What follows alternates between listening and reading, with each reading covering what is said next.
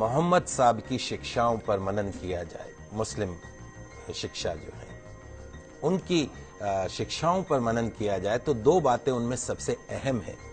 पहली क्या है, मोहम्मद साहब की जो शिक्षाएं हैं वो किसी भी एक देश के लिए नहीं है या किसी भी एक धर्म के लिए नहीं है, हिंदू मुस्लिम सिख ईसाई ऐसा नहीं है, सबके लिए है। और दूसरी जो उनकी शिक्षाएं हैं आज से 1500 साल पहले जितनी प्रासंगिक थी आज भी उतनी है। जीवन का कोई ऐसा पहलू नहीं जिसे बेहतर बनाने, अच्छाई को स्वीकार करने के लिए मोहम्मद साहब ने कोई संदेश न दिया हो।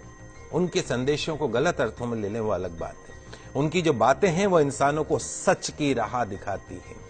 अर्थशास्त्र, इकोनॉमिक्स भले ही ब्याज को मूलधन का किराया, शुल्क या कुछ और माने, लेकिन जो इस्लाम धर्म में ब्याज को ममनू माना गया, अनुचित माना गया है। इस्लाम के मुताबिक ब्याज एक ऐसी व्यवस्था है जो अमीर को और अमीर बनाती है और गरीब को और गरीब बनाती है। इस प्रकार ये एक शोषण का जरिया है।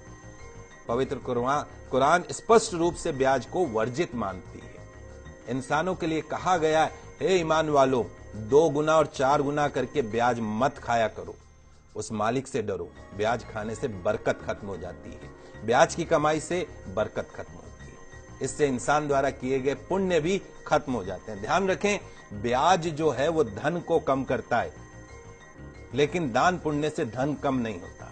जो लोग ब्याज हासिल करने का निश्चय कर चुके हैं उनके लिए बहाने बनाते हैं, उसके लिए ये एक शैतानी धोखा है। जो लोग ब्याज लेने को सही कारोबार साबित करने की कोशिश करते हैं कि साहब ये तो हमारा बिजनेस है, और लोगों को भी यकीन दिलाते हैं कि ब्याज लेना उचित है, तो ऐसे लोगों को भी इसी प्रकार के शैतानी धोखे के शिकार होते हैं। तो जो लोग ब्याज खाते हैं उनके बारे में कहा गया है कि कयामत के दिन खड़े नहीं हो सकते, उसी तरीके से जैसे किसी को शैतान ने छूकर पागल कर दिया हो।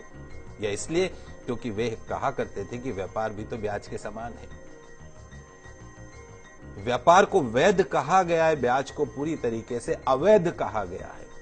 जो लोग इस हिदायत के बाद ब्याज लेना बंद कर देंगे उनका मामला हुजूर को सुपुर्द है, लेकिन तमाम जानकारी के बाद जो नहीं संभला, जिसने ब्याज लेना जारी रखा, उसके आगे नारकीय जीवन है, उसकी कोई मुक्ति नहीं। तो खुदा के वास्ते उस मालिक से डरिए और जो कुछ भी ब्याज में से शेष रह गया है उसे छोड़ दीजिए।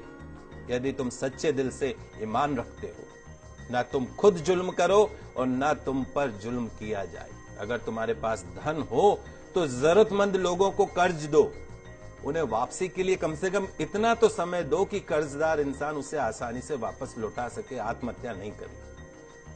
किसी वास्तविक वो अवश्यम भावी जो मजबूरी होती है कि जानबूझ के कोई नहीं, लेकिन मजबूरी है, अगर उस मजबूरी में अगर वो तुम्हारा समय पर धन नहीं लौटा सके तो उस पर कभी सख्ती मत करो, उसका अपमान मत करो, गालियां मत दो, उसे और समय दो। रोजी कमाने का गलत तरीका, गलत साधन, गलत रास्ता मत अपनाइए। मालिक से डरते हुए, उसकी नाफरमानी से बचते हुए सही जायज हलाल तरीके अपनाइए। हराम रोजी के करीब भी